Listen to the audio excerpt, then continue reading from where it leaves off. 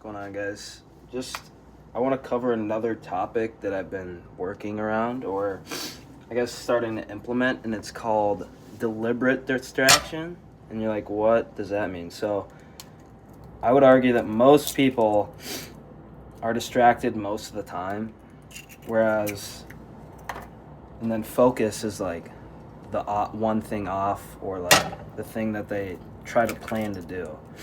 So, deliberate distraction is planning, instead of planning your focus, it's planning when you'll be distracted.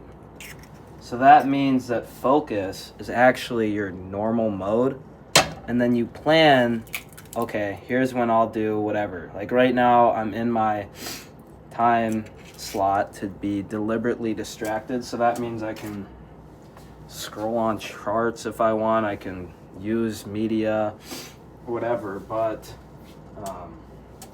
in the other times, the goal is to stay off your phone, stay focused on the tasks at hand. For example, if you're in school, like actually being in class and not being on your phone, it's not very common to see that. I'll be completely honest. It's not common to see that at all. So that's one thing.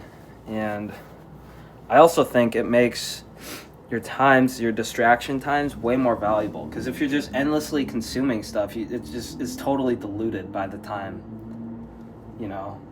by the 17th video you've seen today, like you don't remember any of it. So if you actually have time to be like, okay, I'm going to do this for this long, it makes you use that time and be like, okay, do I really need to watch this video? Is this really this important?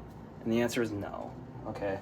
So I would just say being more intentional with your time, and deliberate distraction is being intentional by saying, okay, I'm going to relax at this time. Okay. And that is compared to, okay, I'm going to focus at just this time, and the rest of the time I'm just going to do whatever.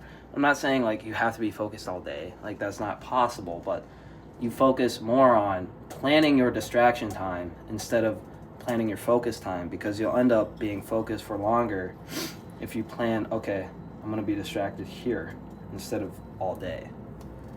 Hope that made a little bit of sense. But yeah, that's just what we're doing. We're back from class. And we've been reading every morning, so that's where I'm getting all these ideas from. And I think reading is your true education.